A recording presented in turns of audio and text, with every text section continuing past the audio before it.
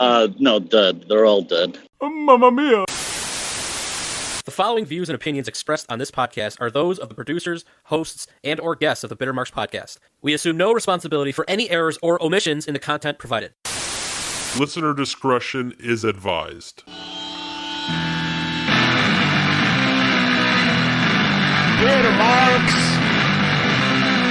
Bitter Marks!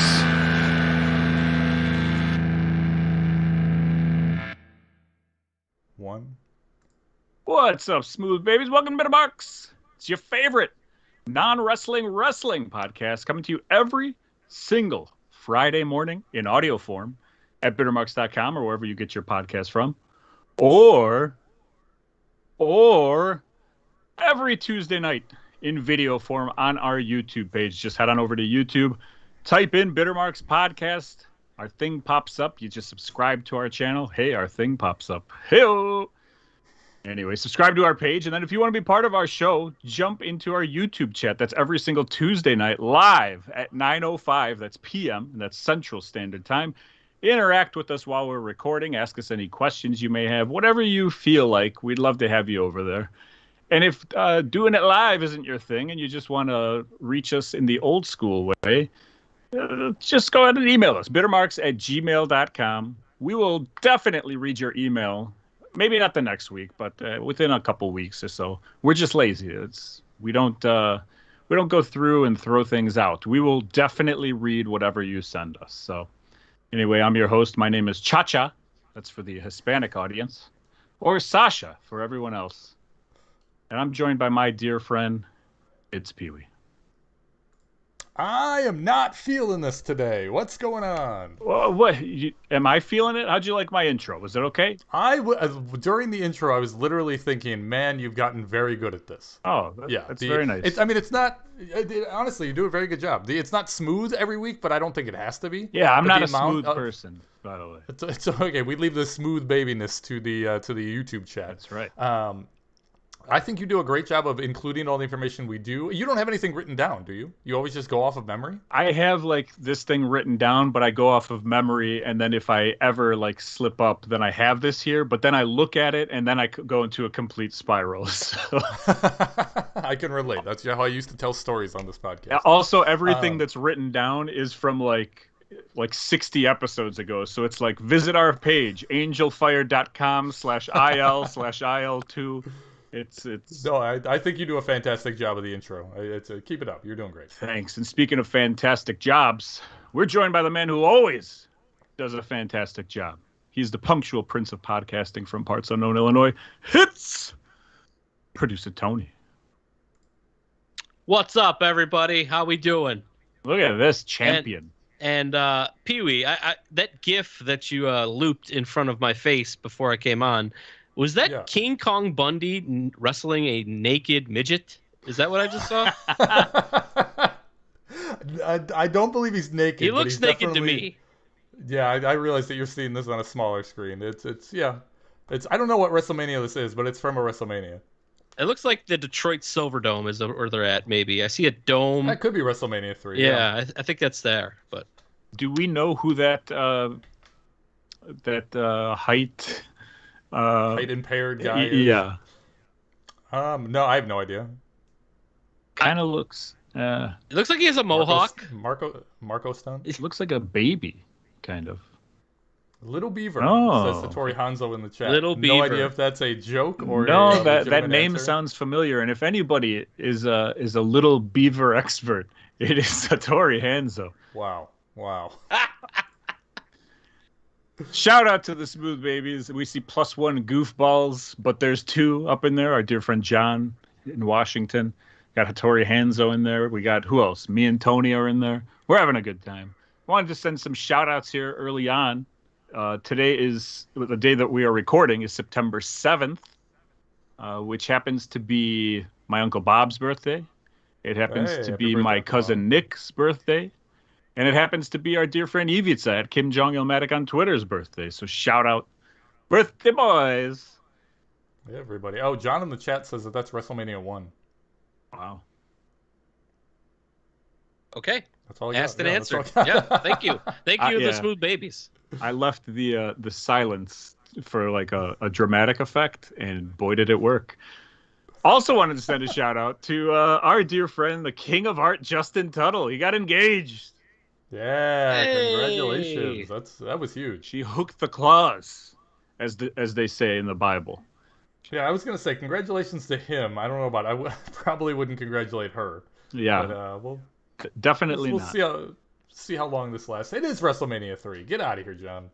And Goofball. if you happen to be in the area that's in between Peoria and Springfield, Illinois this weekend, check out Justin Tuttle Friday and Saturday at Mason City Limits Comedy Club. That's mclimits.com. Get some tickets to go see him headlining down there. So I'm guessing he's going an hour, which is, I've never seen him go more than 8 minutes in a wrestling match. So what does he do the other 52 minutes? I assume the first 8 minutes of his comedy is just a wrestling match. I was gonna say I thought like the first 25 minutes of his comedy act was just his entrance.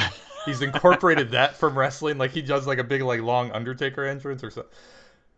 Is it just him on the show, or is Jesse on there as well? No, it is a Justin Tuttle show, and he's headlining, which is a big deal. It is a comedy club down there called Mason City Limits Comedy Club. And I don't know, like, there's no better way, in my opinion, to celebrate the 20-year anniversary of 9/11 and the 18-year anniversary of John Ritter's death than going to see Justin Tuttle tell some hashtag Tuttle jokes. And maybe he'll draw you a picture while he's up there doing comedy. Absolutely. But yeah, check out mclimits.com. If you go up and tell him that you are there because of this podcast, we will buy you a shirt. That's automatic. Also, we should go down there and then tell him that the podcast sent him, buy shirts for ourselves, and then I get the $7 back from each shirt that we buy as a payout. You in? What are you guys doing Friday and Saturday? Sounds like a great money-making scheme. I'm very busy. Sure, I'll cancel all my plans and I'll be there. Love it. Guys, I want you to know that I lasted 5 days without Twitter. I was wondering if we were going to get an update. I was going to ask. Yeah. Yes. Yeah, it was, I made it until Saturday. And then Saturday I was like, I can't do this anymore. I need my Twitter. And I got on there and I twat for a while.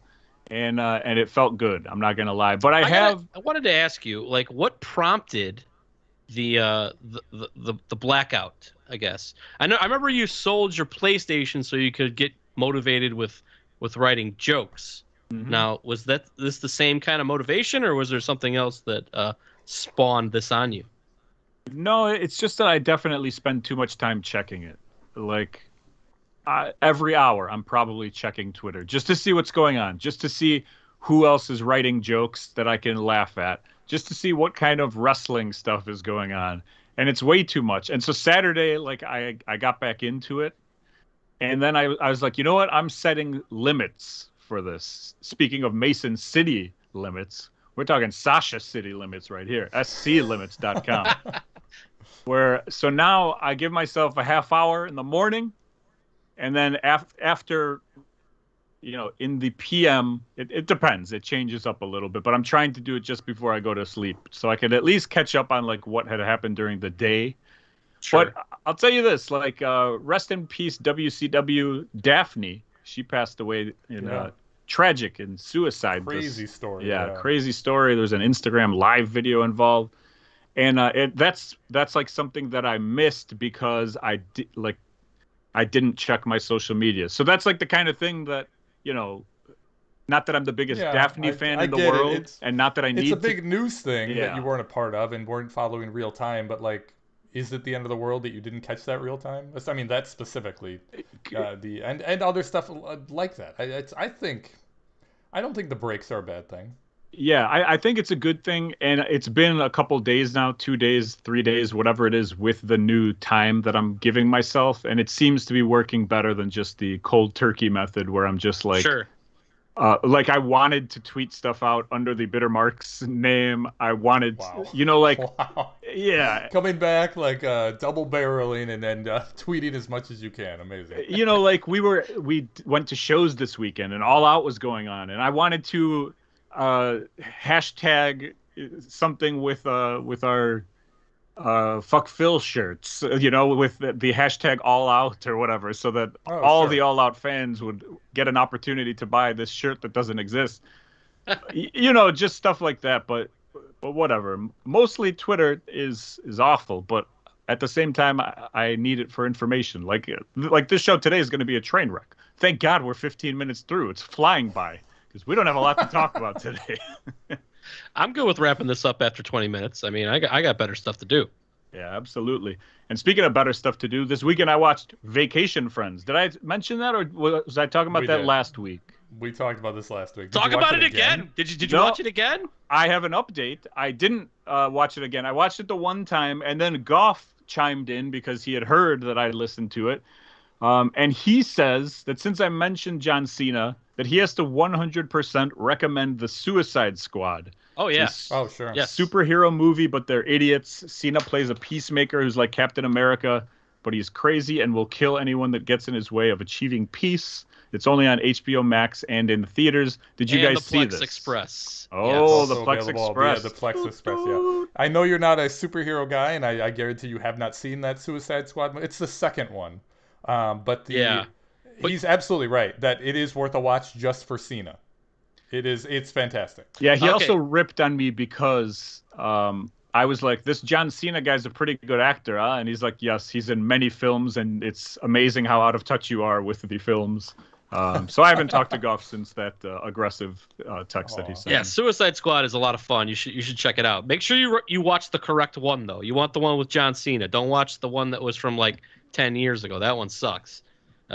They got a different guy to direct the new one, and it's a lot of fun. Yeah. Also, check out Fast 9 while you're at it. Unbelievable. I will not do either of those things, but I will tell you guys this. This weekend, I watched Problem Child, and I'm very happy that I watched Problem Child because that movie holds up. I totally forgot about Kramer in the movie. And there he is, if you're watching on the YouTube chat, on the YouTube video. Picture of Kramer, and then that guy walked up, and I was like, dude, that's Kerry Von Erich. Yeah. Wow. I had no clue the Texas Tornado was in Problem Child, and not only that, you can't see it in that picture because I think they've blurred it out. He has a big swastika on his arm. Wow. Amazing. How about that? So yeah, Problem Child definitely better than Suicide Squad.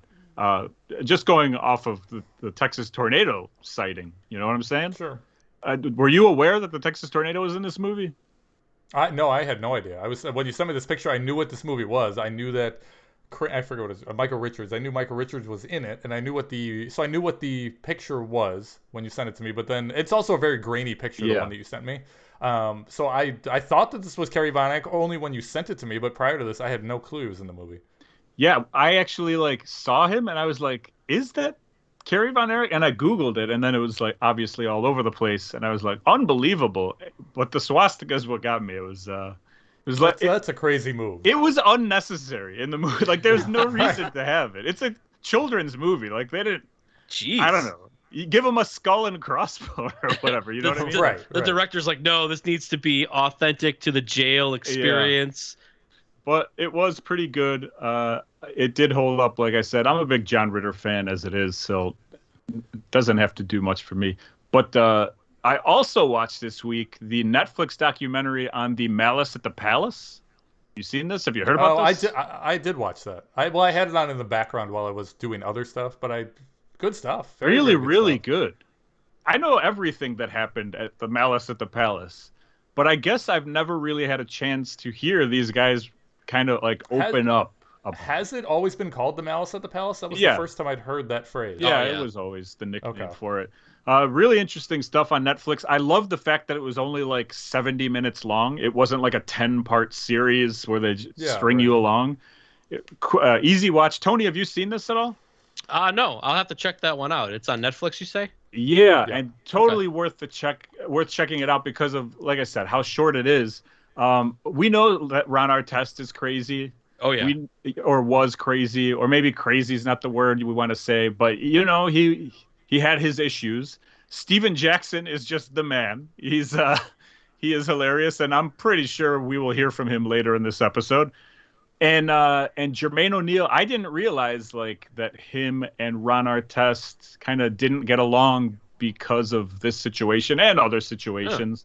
And I guess I don't want to, like, what happened that day, so I'm not going to like not spoil things. Did they have like Pistons there? Was there any Ben Wallace talking? Yeah. Ben Wallace was there. They got Ben Wallace. All right. Modern day Ben Wallace they talked to.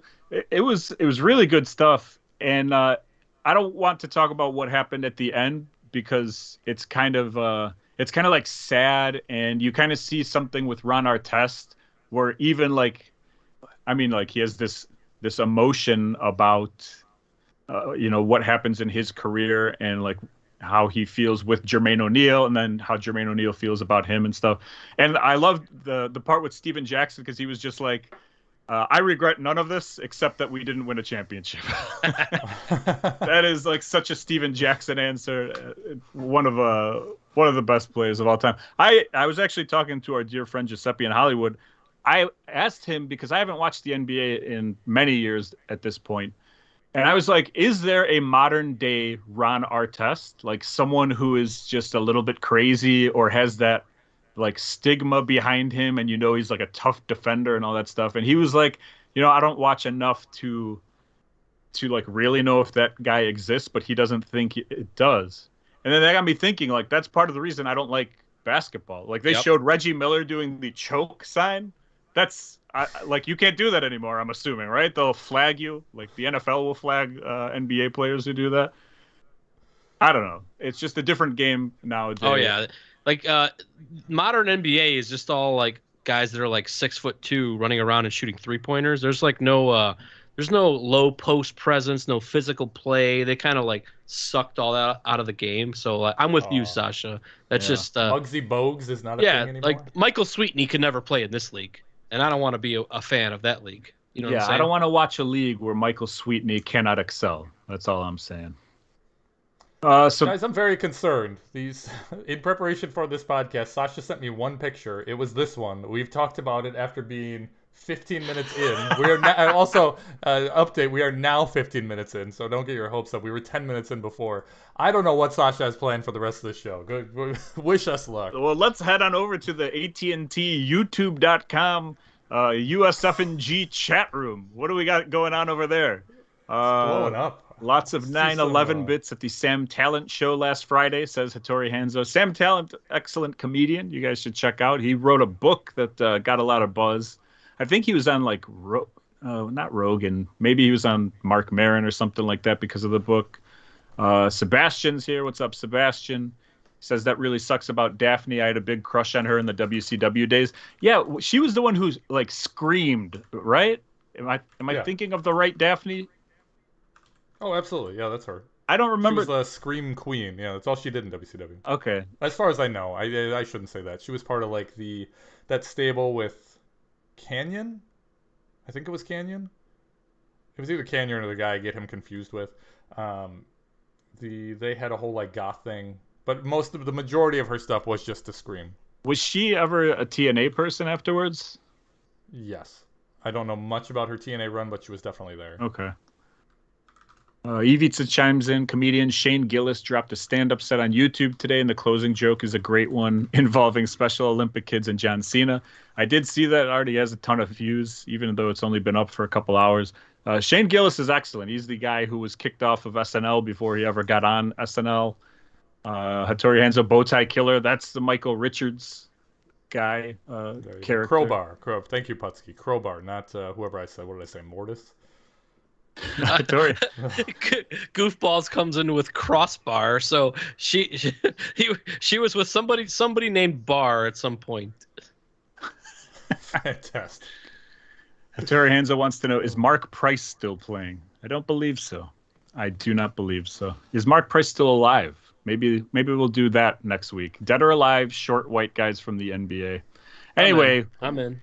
We hung out this weekend, me, Peewee, Putski, and our dear friend Ivica at Kim Jong-un-matic. We went to GCW 3 Cup Stuffed. I don't know if you guys remember. We've only been talking about it every week because we have nothing else to talk about. The weekend started off at my house watching some 1993 Raw. It's like I suckered you guys in Some of the probably the best wrestling I saw all weekend, live or televised. What do you think about '93 Raw? Bobby Heenan and Vince McMahon, feud of the year. Bobby Heenan wearing a tracksuit with nothing underneath. The whole thing was great. Macho Man Summit with Crush was fantastic. Oh, with Crush, that was great. Oh, yeah. Oh, this was absolutely the best part of the weekend. We went to IHOP after that. I should have gotten the tilapia. Unfortunately, I did not get the tilapia. And did you get sick at all, Peewee? What'd you eat over there? Anything? No, I had what did I have? Rudy Tooty, fresh and fruity. I had either pancakes or crepes. Did I get crepes? I don't know, but we sat next to the. I had chicken and waffles. The biggest stable in GCW, and we didn't know that's who that was. Is that who that was? Yeah. Okay, I thought they were somebody. I just didn't know who. Ivica pointed it out because I wouldn't have recognized him either. He was like, "Oh yeah, those are the guys who were at IHOP." So that's absolutely hilarious. We were walking into the building, and there was a guy selling merch from his car. He had a big Rockers poster on the side of his car. We kind of thought that was nuts. We Was that definitely for should have sale? gone to check that out. Yeah, was that I for sale? agree. I agree. He had T-shirts. He had all kinds of stuff. We really did think it was Marty Jannetty for a little while. But we messed it was up. just like selling it, like it was all the merch was just draped all over his car. Like he didn't have a setup or anything. It was just like He couldn't the afford a top of the table. poster was like closed in the way he held it up was by like putting it in his window and then closing the window. You know what I mean? So it's like pinched and it being held there. Like it was not professional at all. He's And like, he was- hey man, I need a 2X. You got to go under the hood. That's where I keep those. He wasn't even parked in the correct parking lot. He was in like the little offices next to the place. Like there was definitely some bootleg stuff we missed out on there. Maybe that's what RF video is now. Maybe that's our Yeah. that makes sense. Living out of his car. Okay. so. What? All right, I guess I'll ask you about a certain match, and then you can tell me what you thought here. You got to see your boy Danhausen in a match with the Powers of Pain, Warlord and Barbarian, against Nick Gage and friends. What'd you think about that match as a whole? I told you, this was the match I was looking forward to. I wanted to see what Danhausen is all about. I wanted to see what all of the talk was about. Plus, I was interested in seeing how are they going to use the Warlord and Barbarian. And who was the other babyface? Warhorse. I don't care about Warhorse. But those three, I was interested. And the match was nothing. It wasn't even a match. It was the big, like, marquee match, the big 8-man to get everybody in the building with Warlord, Barbarian, and Danhausen. It was, I mean, literally 3 moves from each guy, and each move was like a suplex or a hip toss. It was very, very basic stuff. There was no spots. And then eventually what happened? The IHOP stable came in and broke it up? Yeah, Is that what happened? Team IHOP runs in, clears house, and I swear the match couldn't have been more than 5 minutes long. At least it didn't feel like it. Yeah. And then like there was brawling to the outside. The Warlord was trying to move as best he could. Warlord and Barbarian couldn't lift their arms. I forget which one, but one of them couldn't lift his arms above. Like he was just checking to see if he was having a heart attack the whole time. And then he was red, like super red. Yeah, we were very worried for him. Like, Very he's not concerned. Oh yeah, those at guys least gotta that be night. old, right? Yeah. They look fantastic. Oh, but they do? Oh yeah. I mean, they're still fantastic jacked.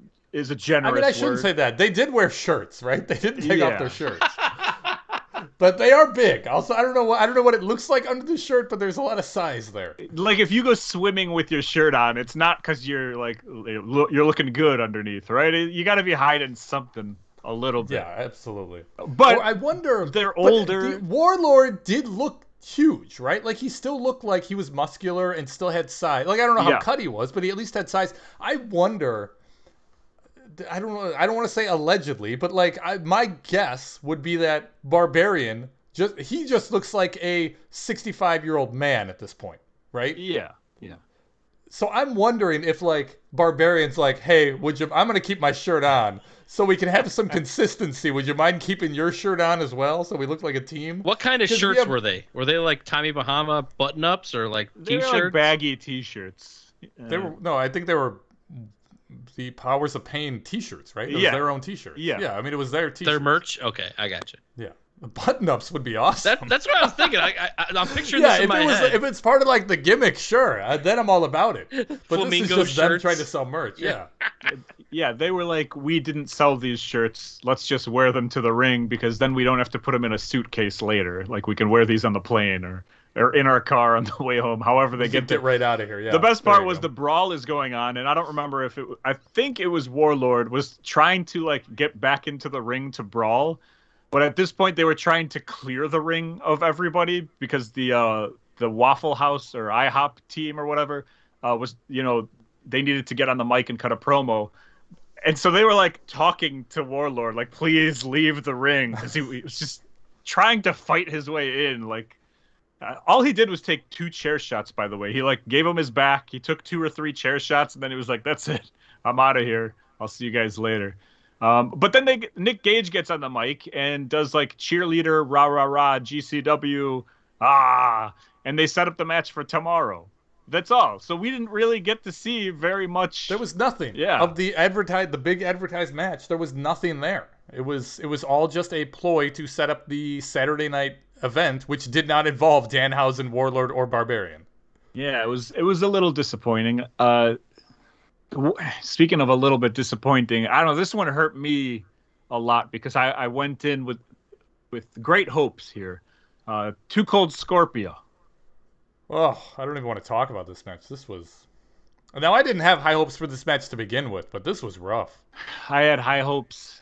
Not like I'm going to see Elite Too Cold Scorpio, but what we saw was the slowest match in the history of wrestling. Like taking his time, which is fine, but taking extra time for everything. And during all that time, he wore a handkerchief like to hide from COVID the entire time, and he would just keep fixing it.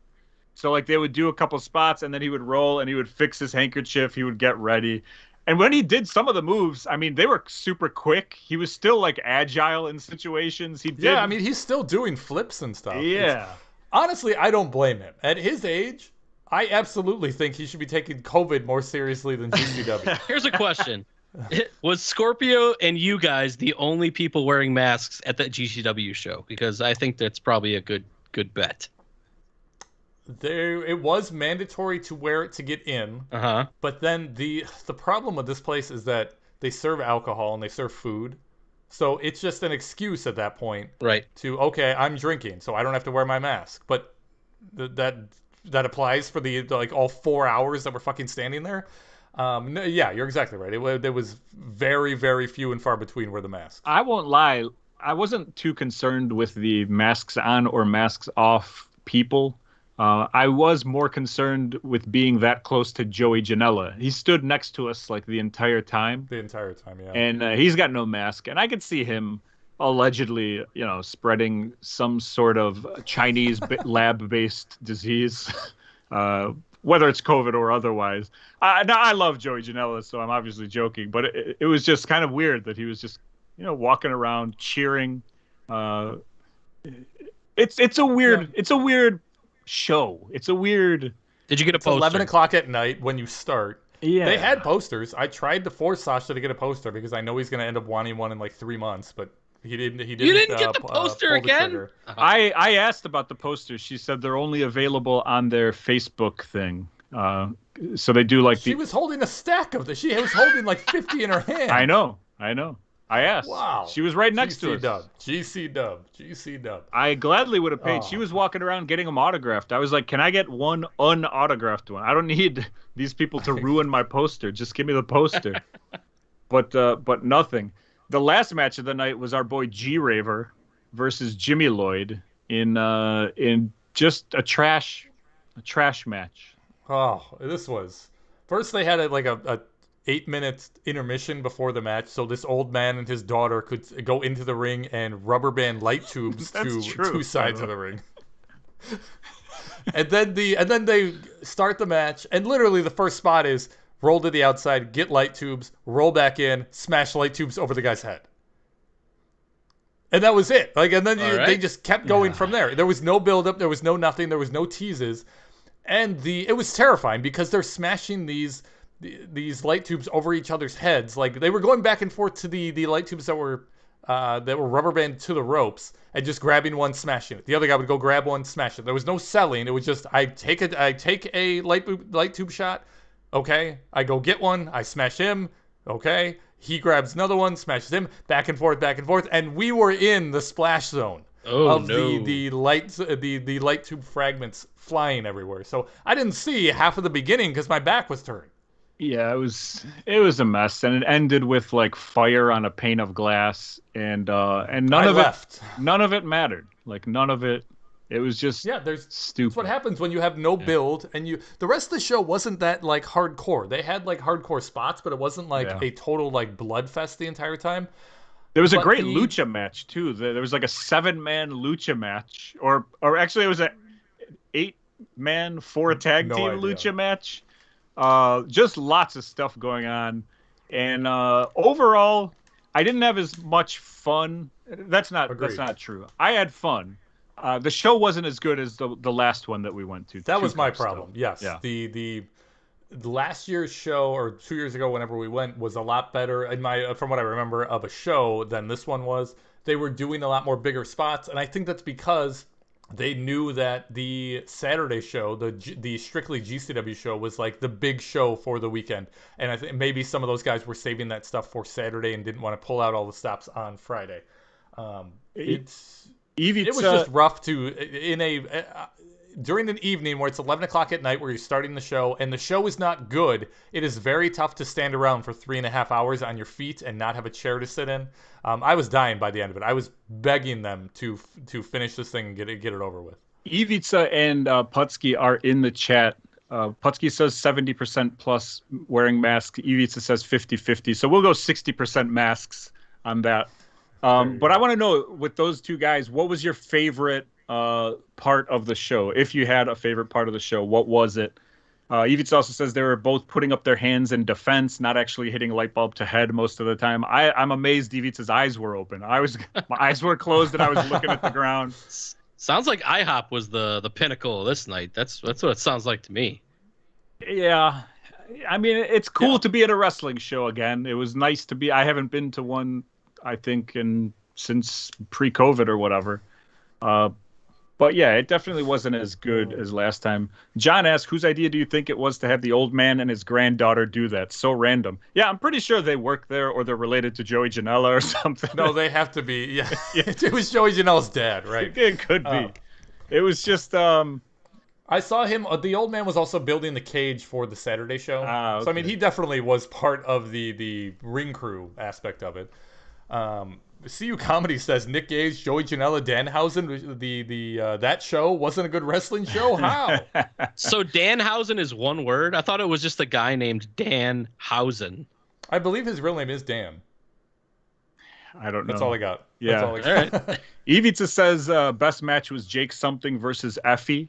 Effie was selling Wrestling is Gay shirts, which is such a great shirt. I regret not purchasing them by the dozens. And it looks like Putski's agreeing with them. That's cool. I'm a big Jake something fan. I'm glad. He looked good. He's the only guy there that looked like a wrestler. Yeah, he's an Impact guy. He's jacked. He used to be a roommate with the singer of the Swellers, who are one of my favorite bands ever. You've talked about this before. Yeah, he's a Michigan guy. Good dude. Putski says, what about the 80-year-old guy in the Battle Royal? That's Mike Action Jackson. We didn't talk about him because, I don't know that we have to. They had a next generation 6-man match, and Mike Jackson is apparently the next generation of talent coming out of GCW. That name sounds familiar. Was he on a Dead or Alive at some point? That name sounds very familiar to me. I mean, we've talked about him before because he was on Impact. He wrestled against Johnny Swinger at some point. He's like an AWA jobber. He's an older guy, obviously. Okay. Oh, yeah, we're talking about him. He's 70 years old or whatever. But the other guys in the match were all like 14 years old, I'm pretty sure. I don't know. What do you think about that match, Peewee? Just spots. Like, there's nothing to think about. Yeah, that's all it was. Right, that's all it was. The John in the chat says that Danhausen's real name, this pisses me off. It says that Danhausen's real name is Donovan Danhausen. Wow, that's a great name. Yeah, I agree, but it's not great enough that you just have to be like, okay, I'm thinking of my wrestling name. Let me just use my last name as my entire like that's. I don't like that. I don't like that at all. We did get to Ibiza see. says the Effie did the Spike Dudley underdog role very well, which I agree with. If he wasn't like one of their top guys, Yeah. Right? Last year he was the one who wrestled Nick Gage in like a death match. Right, exactly. Effie is not their Spike Dudley. He's like their Cena. Yeah. It was cool. We did see our boy Gunther Watts. He was in attendance. We got to see him before the show started. And I did actually see, I'm going to call him my buddy Kyle at Be Kind Rewind 515. The guy who makes the VHS mixtapes was there. Talked to him for a while. I'm still amazed that you were able to recognize that guy. Dude, he came from Iowa. He's from like Des Moines or I don't know, any city in Iowa. And he went to like every show from Wednesday to Sunday. So we're talking like AEW, 2 AAW shows, AEW Friday again. Then he was at GCW. Then he went to both shows on Saturday at that Hoffman Estates place. I think he also went, there was a Sunday show, which was Effie's Big Gay Brunch, was like the afternoon show, and then All Out on Sunday night. And then... Man, that guy is rolling in VHS money. Seriously. And yeah, it was cool seeing him. And that was probably the best part, was seeing Gunther Watts and at Be Kind Rewind 515. And then we didn't go to the show the next night, which John Moxley ended up... We talked about it. Yeah, beating Matt We talked Cardona. about it a lot. Like, do we want to go to the show? And at the end of, like I said, at the end of Friday night, I was like, I don't want to stand around for another 3.5 hours in just general admission. Do you regret not going to that show? No. Okay, I feel the same way. I feel it would have been cool. Got your fill. But it's not... Yeah. Do we want to go into what happened for Tony? Tony, do you care at all what happened with Matt Cardona and the GCW title? Oh, not at all. I don't care. Okay, there you go. It was done. Storytelling wise, it was fantastic. Yeah, because he faked being John Moxley to basically get into the match to win the title. When he debuted against Gage, yeah, he dressed as that. I remember the druid, that screen character, the zombie thing, and so now it ended with. Once again, the druid thing was back there. This time it was John Moxley. And Moxley was there. The people rejoiced. And Moxley won the title back. Yeah, storyline-wise, beginning to end, so well done. Yeah, chef's kiss. It was, unbelievable. Cardona is still on his podcast talking about how he's still the GCW Universal Champion. And he's calling it the Chicago Screwjob. Yes, that too. That too. Print up those T-shirts. The bell never rang. He wrestled. Have we talked about Frank the Clown? Tony, do you know who that is? I remember hearing the name before, but I cannot place Frank the Clown. Just a random Chicago guy who sits front row to like WWE and AEW shows dressed as a clown. He's currently dating or engaged to Foley's daughter. Cardona built up his mystery opponent for that night.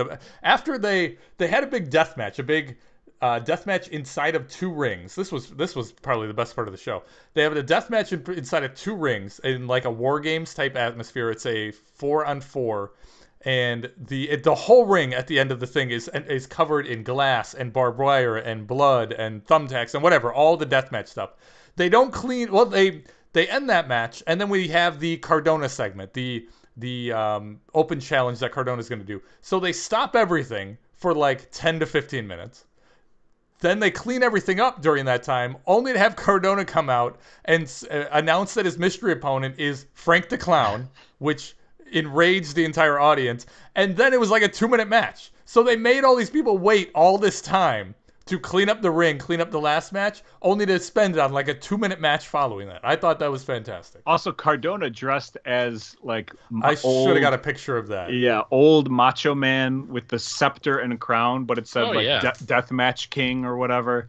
It was, he's very, very good at what he does, at like getting himself over. Like, he. And it's consistent and constant and consistent. I mean, like... This is one of the reasons that I like Cardona. He's a big story guy. Like, he Yeah. puts a lot of effort into his stories, and there's a lot of thought there. It's not. This was a 2-month span of Cardona running wild over GCW, and it really, I think it really paid off. It paid off on both sides. And it made Cardona's name much bigger, and it made GCW that much bigger. And I've gained way more respect for him since he's been released from the WWE than I ever had while he was in the WWE, because I never saw that early stuff. I never saw the Long Island iced tea guy or whatever he was. You're not far off, right? Yeah, I just the stuff that he's done since he's been a free agent has been really, really good. And Peewee, I'm not gonna lie, I blacked out once you said War Games like atmosphere. I just was thinking about War Games the entire time you were talking about that. They did some crazy stuff in that match too, like off the top of a ladder through like panes of glass or tables or whatever, like way crazier than War Games stuff. Like, yeah. Prediction update, gentlemen. Guys, I know you've been waiting for this. I got 6 out of 10 for AEW's All Out. Producer Tony, 6 out of 10 for AEW's All Out. Come on. That leaves our dear friend Peewee 7 out of 10. Yeah. I'm back. I want to recount. This is ridiculous. That leaves me currently in the lead, 68 on the year. Producer Tony, you got 62 on the year. See, this isn't that great for me. I only beat you guys by 1. Like, and I'm the one that requested that we change the rules. But as soon as I win this one, I'm like, no. Let's go back to the original rules, where it's just I get 1 point, you guys get 0 points for this. Well, you have now you're in second place now. You've surpassed Producer Tony. Tony's in third place. Yep. Look at this. 63 for Peewee. I'm launching a dispute because the MJF Jericho match, the bell rang, the match was over.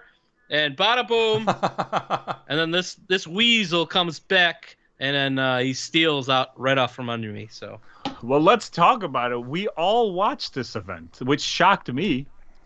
Sure. Producer Tony, tell us, why did you watch? What's going on over there? You're interested. Well, the fantasy draft was the most important thing of that day, and once that was over, everybody like cleared out of my house. I assumed to go home and watch AEW's All Out. So I was sitting at home. I had the day off the next day, so I'm like, you know what? Whatever. I'll fire this up, and I kind of wish I did something else. Wow, really? I enjoyed this pay-per-view a lot, and I wanted to get your thoughts on it specifically. You got back into wrestling because of Daniel Bryan, and. Yeah, I mean, I'm sure we'll get there, but what are your thoughts on the pay-per-view? I loved 90% of this pay-per-view.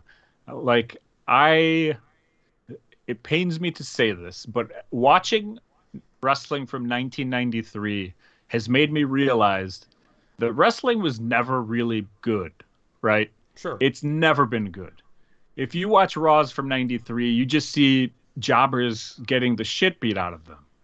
And that was the craziest part about your Raw. We watched like 4 episodes of Raw from 93. See, I would have loved to do that instead of watching All Out. All 4 matches were job matches. It was all WWE superstar versus a guy you've never heard of. So it was like a Saturday night or something like that? Not even a guy you've never heard of. It was against a Tony DeVito of the Baldies tagging with Just Incredible, but this is all before ECW was a thing. There was a young Scotty 2 Hottie. It was all sorts of guys that will become something later, but it was all job guys. And the thing is, they all sucked. And in the matches that you haven't even seen, there's matches with guys who are their name guys going against name guys. And it's still sloppy and bad. And I know a lot of people say 93, 94 was the worst years for the WWF. But I mean, you can't just fall off of wrestling. It was sloppy and bad and not a lot of great moments created from it. I would much rather watch 93 wrestling than current day wrestling. But it just makes me realize that everything is bad and nothing has to make sense. If you're watching 1993 wrestling, yes, it makes sense more, but you can pick stuff out that is just constantly no, this is the dumbest thing I've ever seen. Why would they do that in this situation? Why would this happen over here? And I'm kind of maybe the curse is on and I'm just giving up or something. But to me, this pay-per-view was like, I mean, I loved it. I almost loved it complete beginning to end. And even the way they did the surprises at the end. We all knew Daniel Bryan was coming. There's no way you loved that Big Show match or Paul White match. I think that's the 10%. Yeah, that's definitely that's 5% of it. And the other 5% was the CM Punk match, which we'll get to in a second. But since producer Tony brought it up, let's talk Jericho MJF first. Tony, I'm with you 100%. The ref misses the call. Jericho gets his foot on the rope, but the ref makes the 3 count. That's right. The bell rang. That's all I'm saying. Alternate ref comes running down. And by the way, I knew this was going to happen because 2 refs came down to break up the fight between Wardlow and Jack Swagger, whatever his name is. Oh, and it left a ref behind. And one of the refs took them, and the other ref wouldn't get off the ramp. He stayed on the ramp and wouldn't jump down because they went at the bottom of the ramp. And I'm like, that guy's getting involved. And that's the guy who came down magically and told Audrey or whatever that she's not doing her job right, and that a man needs to tell her how to do it. That's the weirdest part, that they chose to have Aubrey, the girl, be the ref, and the one that's going to get undermined by the other. No, you messed up. Let a man tell you how to do this job. She got mansplained in the ring. Yeah, right, exactly. Okay, I'll restart it if you say so, sir. Yeah, I thought that was unbelievable that they lined that up like that. In my opinion, a match is reffed by the ref that is in the match, not every referee that is in the building.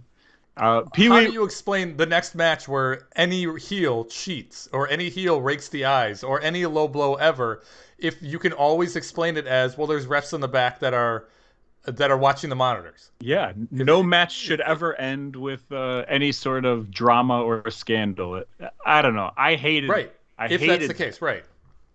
Totally agree with you. What about the 21-woman battle royal? Producer Tony, your girl Emi Sakura came back, and she heard from the Queen estate, apparently. Yeah, there was no Freddie Mercury cosplay going on there. Yeah, I think she got a cease and desist letter. I think that's what happened. But yeah, I hated the pacing of that thing. I've never. You don't like the 5 people at once thing, huh? No, it's awful. It's terrible. Do you? I like it as like it's a different idea, but I'm with you. Like that's all it is. Yeah, it's because there is no better way to do it than the way WWE does it, and they just don't want to do it the way WWE does it. So they do it a lesser way. Well, it's very dumb. When they do it that way, like the wrestlers get like literally like 5 or 10 seconds to like get a pop or get some heat or something like that. Yeah. And then the next lady is coming in, so it's like this just doesn't work.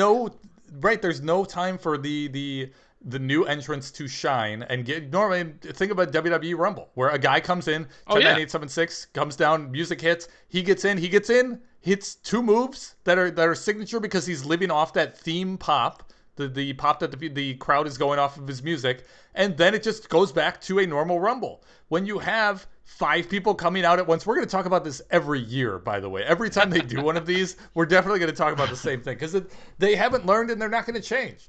It's obvious what the problems are. They're just not going to change it. Our buddy Sebastian says Charles Barkley opposes Aubrey refereeing any matches. So what is the worst thing that they could do? Like just copy the Royal Rumble and just have one person every minute, or try coming up with their own idea that fails over and over and over again because the Royal Rumble is the best way to do it? It's different enough that it's only women and that it's always 21. You know what I mean? It's not a men's Rumble. It's not 30 people. Just do a regular Rumble. No, but they've done it with the people. men too. They've done it with the men. Oh, they have. Yeah. Okay. Well, still, I think 21's fine. That's your gimmick. You know what I mean? All in. It's a gambling theme. Yeah. All of their Double or Nothing's also. Is all of their pay-per-views gambling themed? I think this whole AEW thing is a gambling thing. It's a goddamn gamble. It's just a metaphor for Tony Khan's wallet. So yeah, I think 21 is good enough. That's the gimmick you go off of. Your gambling theme. 21. You're good to go. I know that I texted you guys this, but I gotta get this. There was no segment in the back where they're drawing cards, right? Oh yeah, that was bullshit too. They do this stupid thing where it's the hearts and the spades come out, and then the clovers come out. You know what I mean? It's pointless. Nobody drew anything. Nobody does anything. And then when they do come out, it's not like, oh, did you see the heart bracket? Yep. No one cares. Yep. Yeah, there's no meaning to it. Yeah, there's a video package of like whichever suit is next. Like, come on, man. Right. I don't need a heart video package. Come on. Right. Just have like Taz out there pull a heart out of a deck. That's all you got to do. That's honestly, that is much better than what they did. We did see the debut of former WWE wrestler Ruby Riott, who is now known as Ruby Soho. They even paid for her to come out to Rancid. I love that. I was shocked. And I do love it. I do love me some Rancid. And I think it's a great like theme for the crowd to get behind. They're going to be chanting Ruby Soho her entire match. Yeah, our buddy. I think that was a great choice. Our buddy Sebastian says that she looks like a scarecrow that spent too much time tanning. Sorry, Sebastian. I don't know if that was meant just for me or for the entire group, but I loved it and I had to say it. What do you guys think about Ruby Soho? I am a big fan. I've liked her gimmick. I liked her in the WWE, and I was sad that they didn't give her more to do in the WWE. I'm a fan. What do you guys think of her? I have no opinion either way. She doesn't move my needle. She doesn't get me excited about wrestling. I like her theme, and that's about where it ends for me. She doesn't have a Freddie Mercury gimmick, so I'm out. I like that she, and this is always big for me, just looks like someone who would be a wrestler. I made the joke to you guys in text form that AEW must stand for asses everywhere wrestling, because 90% of the women are just there to look at. Maybe not just there, but mostly there to look at. I like when my women's wrestlers can like actually wrestle or like look tough or whatever. I don't know. That's just my own personal preference. So I've always been a fan of hers. Didn't like her winning, mostly because Peewee picked her to win, and I picked Thunder Rosa to win. That was great. It came down to our two picks at the end. That was fantastic. Yeah. But then after Ruby Soho wins, she hugs your boy Bryce, the referee. Now more referee controversy. I did read about this later. I guess they do have a big like history. The gif of her hugging him. It's her looking at Bryce when he gets in the ring to raise her hand. She turns her head and looks at him, and she goes, "Hi, Bryce," and then they have a big hug. They used to be. I think Bryce was the. What was the girl promotion? Shimmer. I think he was the Shimmer ref.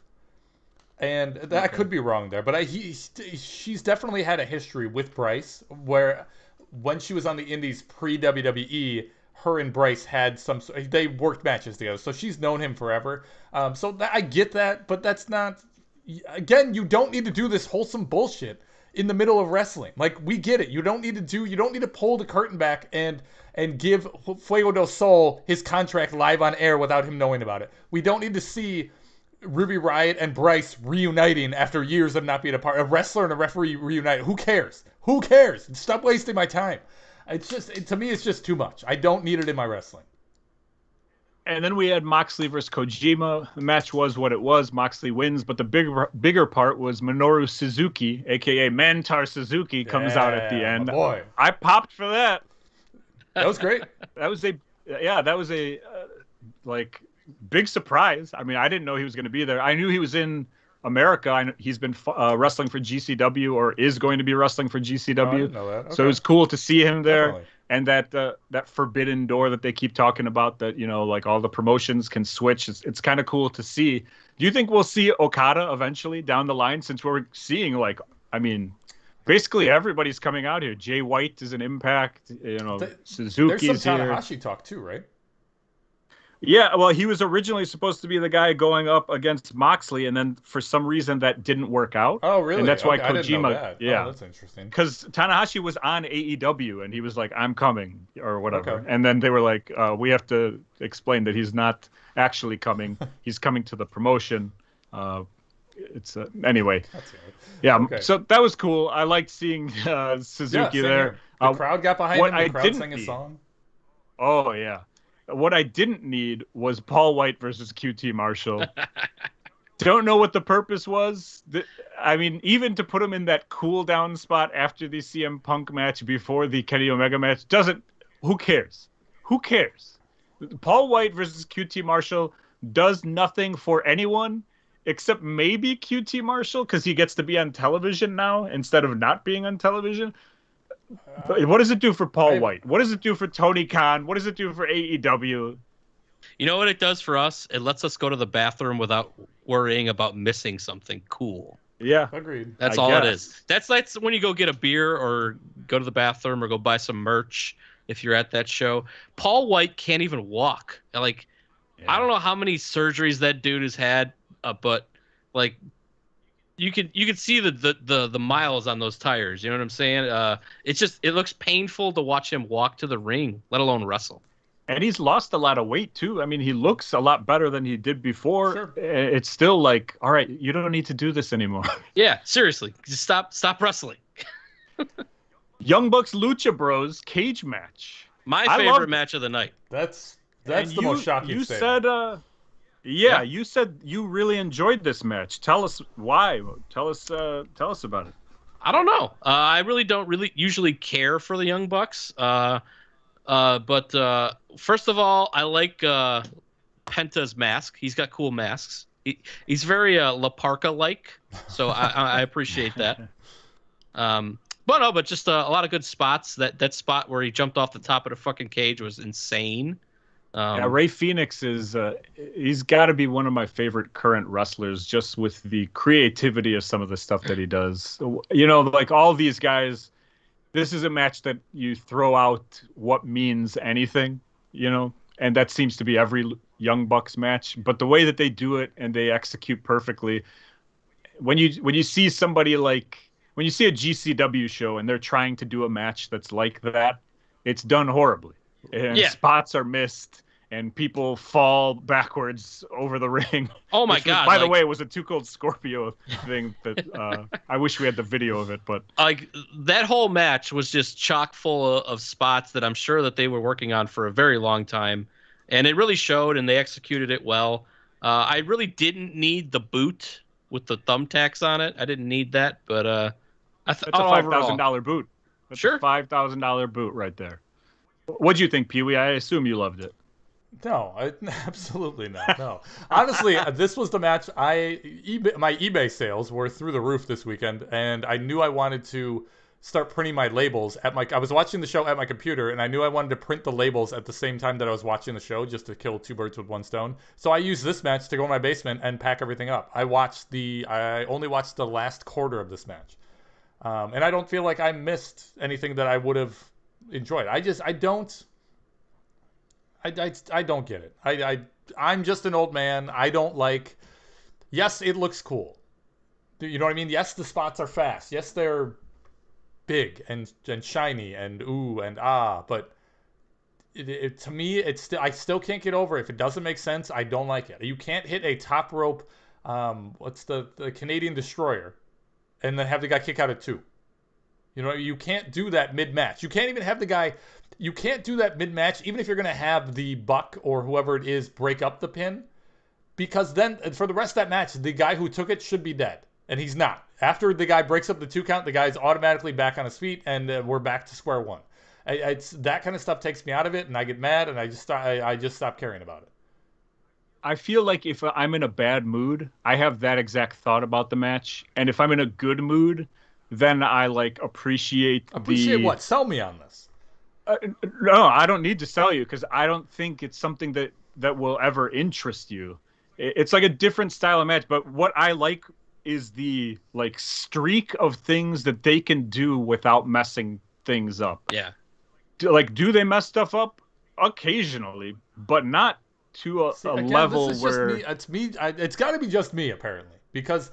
just like no, it's not you. A lot of people feel the same exact way. And like I said, if I'm in a bad mood, I don't want to watch this new style of wrestling, I agree with you 100%. I don't need this extra bullshit in wrestling. I don't need I'm not impressed by, hey, you did choreography well for 9 moves in a row. You didn't mess anything up. So that's what I'm impressed by. If I want that, I'm gonna go watch Cirque du Soleil. I'm gonna take my kid to the circus. Well, I don't see that often. It's coming from my point of view. Yeah, totally.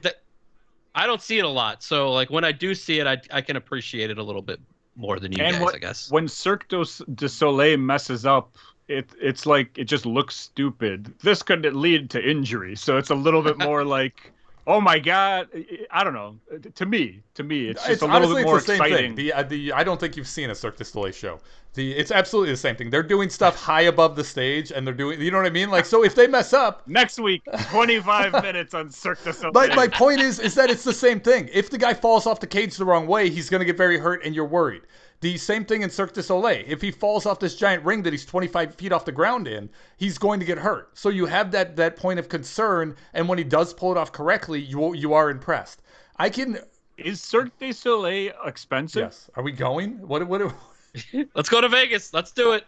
Well, no, then that's my point. Is I will take the least expensive one. If Cirque du Soleil's $10, maybe I'll just start going to Cirque du Soleil like live. Okay, that makes sense. CM Punk versus Darby Allin. To me, boring. Hated it. Mark's freaking out right now because it came out that they did a spot from a Bret Hart versus 1, 2, 3 Kid match. It was 5 spots. You know, it was those classic 5 spots. 1, 2, 3 Kid. Oh, the classic 1, 2, 3 Kid Bret Hart matches that we all talk about all the time. No one's ever mentioned those two people in the same goddamn sentence. And who gives a shit anyway? That match was boring, and CM Punk sucked. Now, granted, he hasn't wrestled in 7 years. I think it was smart to base his match on that Bret Hart X-Pac match, but that doesn't mean that they need to be praised for it. They spot for spot. Yeah, they just did it to be safe. Yeah, and that's a match where like you could tell the pacing was slower, and that's fine. But there was no excitement in that match. And Darby Allin is a guy who like wrestles quick, and so when he had to hit his spots, it would be like, oh, something quick, and then sitting there for a while. And I don't think they clicked, and it just didn't. I don't know. To me, it didn't look right. To everyone else in the world, see, now I know what it's like to be you, Peewee, with the Young Bucks matches.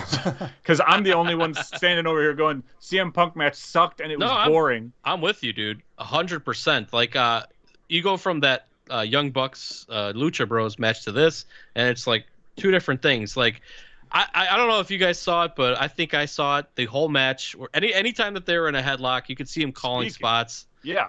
And like I don't want to see that. Like it kind of felt to me like Punk was like, oh well, fuck it, we'll figure it out in the ring. They didn't even talk about it before, and it really showed. It was just a slog of a match, and it just took forever. And I didn't need it. I hated it. If I had to guess, and this is basing off of a year and a half of total wrestling experience, so do not listen to this at all, but I would think that CM Punk, when you watch that stuff with the headlocks, was telling him to slow down. Because Darby Allin, the second he got into a headlock, was going to the ropes, like trying to push Punk into the ropes to bounce him off. And I think Punk wanted to hold him. That's absolutely what that was. And he did it like the first 2 like headlocks in a row. That's Punk's what I saw out of it. I didn't think... Kid, slow the fuck down. Hey, I'm an old man. Don't worry, we don't have to do this. I'm CM Punk. I can hold you like this, and it's not going to change anything in the match that we're going like this. Darby Allin in the ring. Like it's first match after 7 or 9 years or however long it's been, first headlock, and CM Punk is already like, hold on, let me show you how wrestling's done. Let me show. I know you're all hopped up on Monster Energy drinks, but calm down, kid. I got you in a Punk headlock. is exactly right. If he does slow down, you can get way more out of way less. He definitely did the right move. I wonder, like at what point do people? Because Punk hasn't wrestled in 7 years. So if he's going to want to call his shit the way that he calls it, or used to call it all the time, at what point do you go, hey, things are a little bit different? And who has that ability to like talk back to him? And will that cause heads to butt? It'll be interesting to see, and I think he will be a huge failure for the rest of his career. Kenny Omega versus Christian. The match was fine. I like the match in itself. I like Christian. I like Kenny Omega. But the aftermath was the big deal. Adam Cole, shocking surprise to me. I mean, I think we all kind of didn't expect him, but the rumors were out there that he would potentially be in AEW. I don't think we expected it like in this spot at this exact time. And that's what I loved about it, was that it was they did exactly what I wanted them to do with Punk with Daniel Bryan. Everybody's give the first thing and then the thing that exactly. right? They're expecting Daniel Bryan the entire show. So when it gets to the end and you have Kenny in the ring cutting a promo after the match, blah blah blah, you know something's going to happen. Everybody's expecting Daniel Bryan. Boom! You hit him with something potentially bigger, or at least maybe not bigger than Daniel Bryan, but at least a bigger surprise. Everybody knew Daniel Bryan was coming. Nobody knew Adam Cole was coming. Cole comes out, does the turn. And then after that, you smash it home with Daniel Bryan coming out. I thought it was it was a perfect finish. Done very well. It's cool to see all these guys on AEW's side. Obviously, we're going to talk more about it as they do more stuff, but it's insane how many people they have over there. But they're getting good ones too. Yeah. It's not all Paul White. Hopefully they're able to spread some of that out too. I know they have a close relationship with Impact. They obviously have a huge roster with a lot of good guys, and they don't have time for all these guys. Hopefully Christian gets off of AEW TV and goes back to TNA. Not in a bad way. I thought Christian, his wrestling and the stuff that he did in that main event match, I thought that was Christian like I'd never seen him before. Or I just haven't. It's excellent. He's still very good. They did some spots, and there's some table spots specifically that I was blown away that Christian was willing to take. I was very impressed with what Christian was able to do. I'm just hoping that, ideally, he needs to go to Impact, leave some room in AEW, and open up that door a little bit there. Overall, great show. It's kind of weird. Like, I feel like all these guys who are coming over, any of them could be a champion, right? They could all be the problem, AEW right? World Champion How big next is your week. world champion picture going to be? But they all seem to want to work with the young guys who are like the up and coming. But again, Punk went over on Darby. I know, and they were booing Darby. What good does that do to Darby? Right. He mocks him with the go-to sleep thing, and they boo him. We were talking about this on the show before, like last week. How do you book this? Do you have Punk go over? Or do you have Darby go over? Because one's going to get hurt, and I think either Tony or you said, well, they have to. Tony, I think it was you. You said, well, they have to make Punk go over, and I'm like, in my head, I'm like, I don't know that that's true. Like theoretically, yes, Punk has to come out looking good, but I don't think you can have Darby lose because you can't bury Darby because of the trajectory that he's on. You can't just have him lose outright. So my picture was, I thought they were going to do some like smash finish. You know what I mean? Something that makes both look good, but both. I picture them Fake both. Sting comes something like that, right?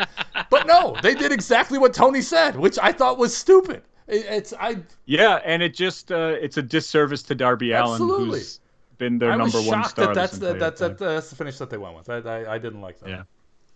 And I'm shocked that you guys are shocked. This is wrestling. That's what happens.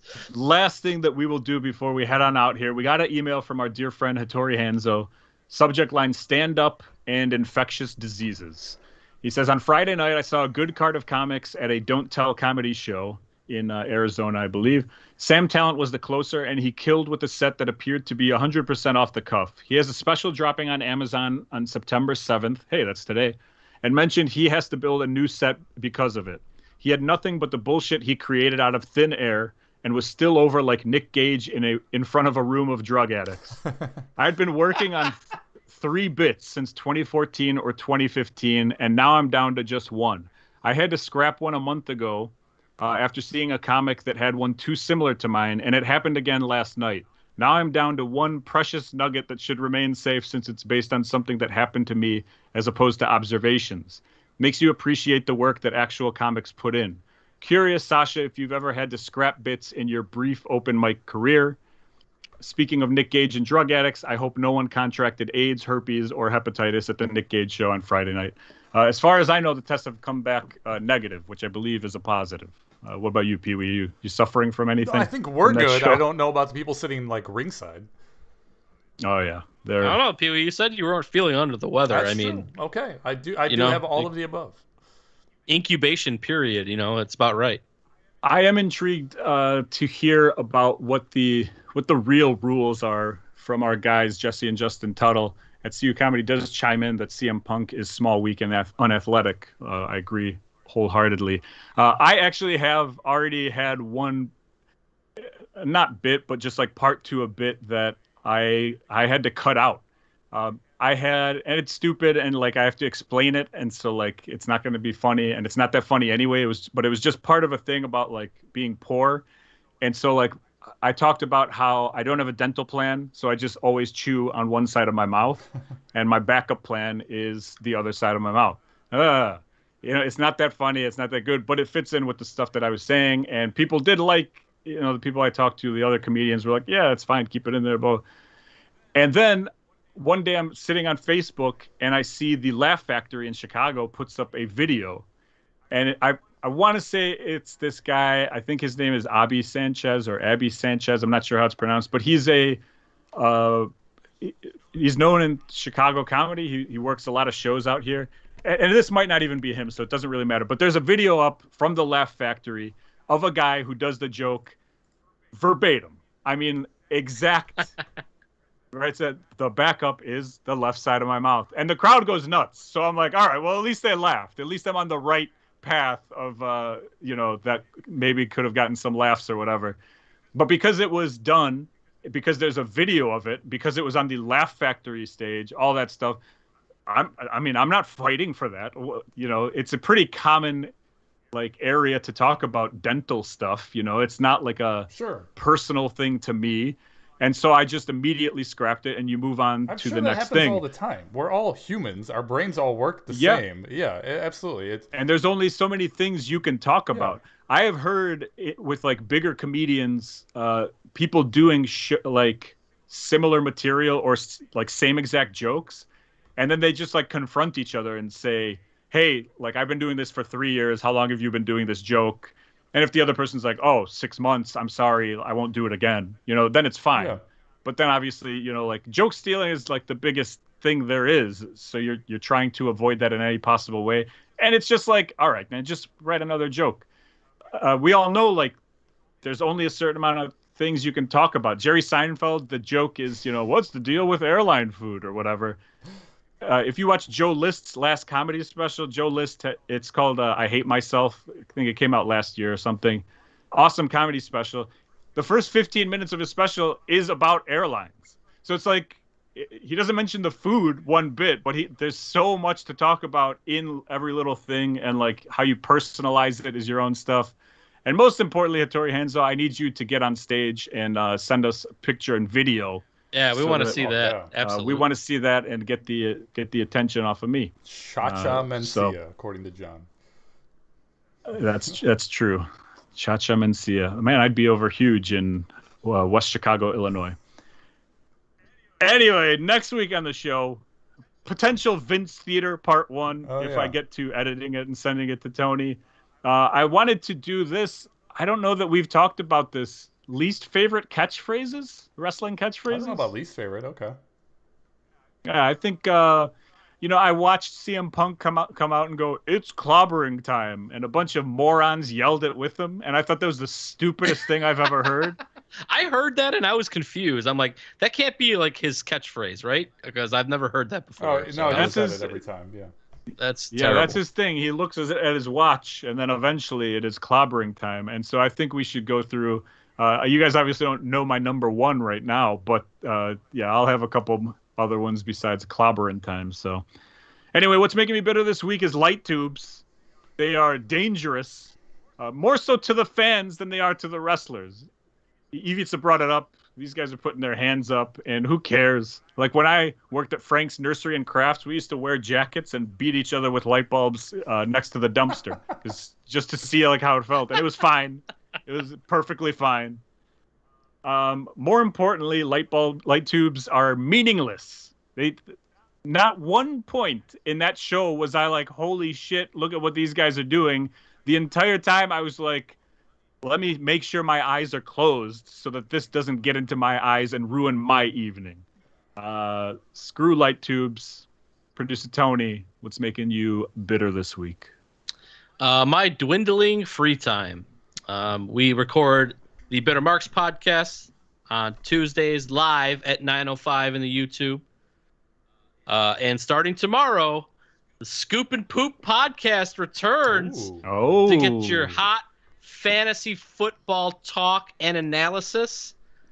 And then Thursdays is when producer Tony plays softball. So I have no free time for the next 2 months until softball ends.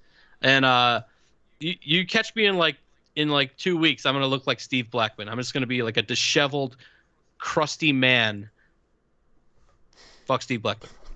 What's making you bitter this week, Peewee? There was a scene in AEW this past weekend that really pissed me off. I was getting pissed off just as the show went on and on and on for a specific reason, but then finally at the end of the show, it was just too much, put me over the edge, and I wanted to talk about it here. There's probably two iconic scenes, definitely about the end of the show, but they probably sum up the entire show. The first scene would be the 4-on-4, the Bucks, Kenny, and whoever else was on the Bucks side, on the left side of the ring. On the right side of the ring, it was Luchasaurus, Jungle Boy, Daniel Bryan, and who else? Danhausen? Who was the other guy? Probably Dan. Okay, you know the 4-on-4 I'm talking about, right? Like that was the one scene that was like iconic to the show. The other one was the standoff before Adam Cole turned. Adam Cole debuts, comes to the ring, and he has a standoff with Kenny Omega, where they go nose to nose. Basically, they're standing like 3 feet apart. It was this. Wait, no. Oh, I had a question about that, but I want to bring that up later. It was this. There is no later. So you've got Adam Cole on one side, Kenny Omega on the other side. This is a shot that's going to be seen for years to come. And what do you see dead center? A sign from the guys that work at Pro Wrestling Tees, because they're given these seats because they work closely with AEW, and the sign just says new shirt on shopaew.com tomorrow. And you can't help but see anything but that. Everything Pro Wrestling Tees does has been pissing me off in the past like month and a half, more so than it normally does. I've seen one guy constantly post on Facebook about how he just got a job at Pro Wrestling Tees and how they've been nothing but booked and swarmed with orders for CM Punk shirts, and how everybody else's order, it's so funny how everybody else's order is going to get pushed back. And now they're imposing their any image that they want on what should be iconic wrestling images. I just don't like the way that Pro Wrestling Tees is going, and to me, the manner in which they seem very full of themselves and very overconfident, it's just rubbing me the wrong way. I wanted to say about this thing. Sasha made this from scratch. This was our Pro Wrestling Tees 20% off graphic. He made this on his phone. Yeah, make sure to buy us our shirts at prowrestlingtees.com. Yeah, sales no longer active, but buy them anyways. New episodes of this podcast drop every Friday morning in audio form at bittermarks.com or Tuesday nights in video form on YouTube. Join us while we record on our YouTube chat Tuesday nights live at 9:05. That's p.m. and that's Central Standard Time. Follow us on Twitter and Instagram at bittermarks. Email us bittermarks@gmail.com. And last but not least, go get those shirts, prowrestlingtees.com/bittermarkscom. That's COM, as in Mason City Limits Comedy Club this Friday and Saturday. Go see the King of Art, Justin Tuttle. Peewee, producer Tony, Smooth Babies in the YouTube chat. See you next week. Congratulations, King of Art, Justin Tuttle. And I don't like RVD versus Lynn. Bye.